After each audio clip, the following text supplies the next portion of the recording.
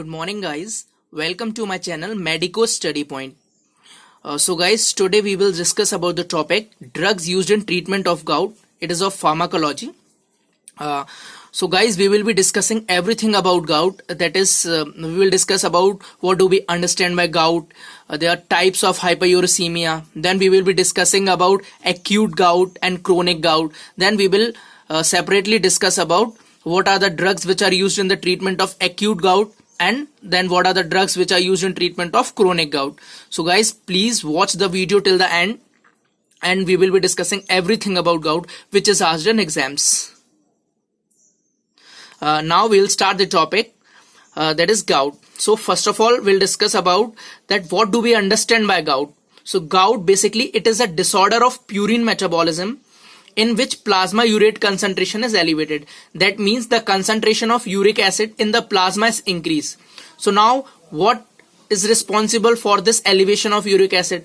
So it is due to either overproduction or impaired excretion of uric acid. That means either our body is producing higher concentration of uric acid or our body is unable to excrete out of uric acid. So these are the two main reasons by which there is elevation of uric acid concentration.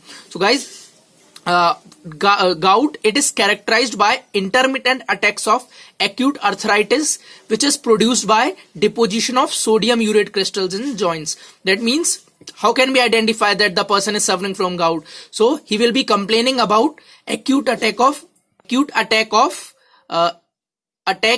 arthritis which is produced because due to deposition of sodium urate crystals in joints.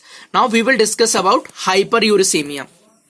So guys, hyperuricemia means higher concentration of uric acid. So it may be of two types, primary and secondary. So primary, it is idiopathic or it may be due to enzyme defects. Secondary, it can occur in conditions such as like leukemia, chronic renal failure, or in some drug therapies. Example like thiazides, levodopa, loop diuretics, etc. That means a person who is taking these drugs may have complaints of secondary hyperuricemia.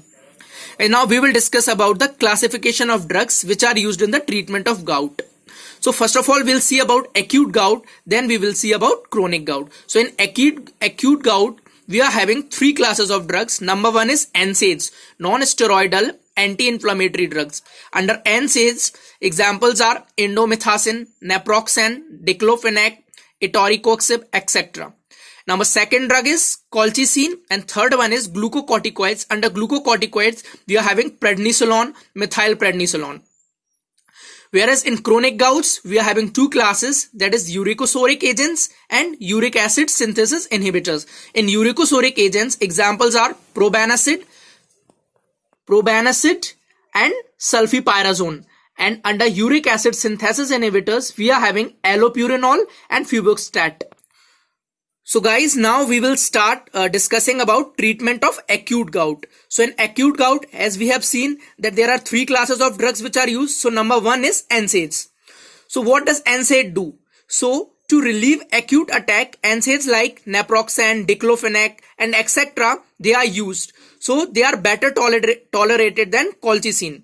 Guys, about NSAIDs, I have discussed in my previous lecture about aspirin and NSAIDs. So I will be giving the link in my description box, so you can go there and can see the video lecture of NSAIDs in that link which I will be giving in description box.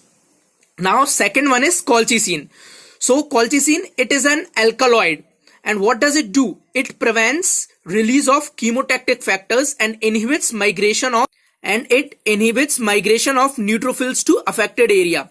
And it is rapid acting, but it is poorly tolerated. So guys, mechanism of action of colchicine is it inhibits the activation and migration of neutrophils to site of inflammation, and it inhibits release of mediators of inflammations.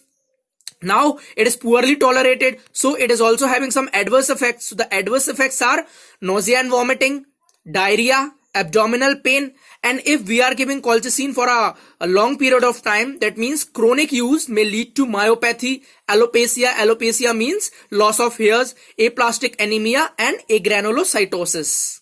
So guys, this is all about colchicine.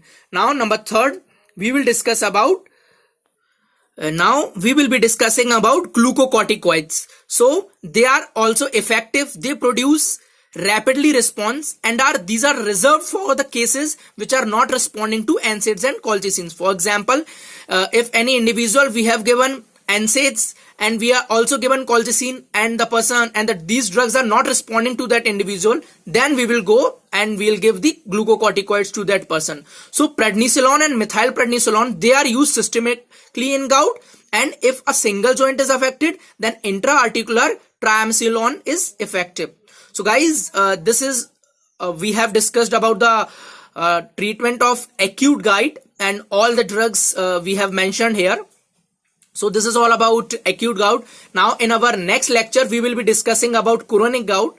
So guys, please subscribe my channel and press the bell icon so that whenever I will be uploading the video, you will get notification of that video. So guys, if you are new on my channel, please do like, share and subscribe the channel, and thank you for watching the video. Thank you guys.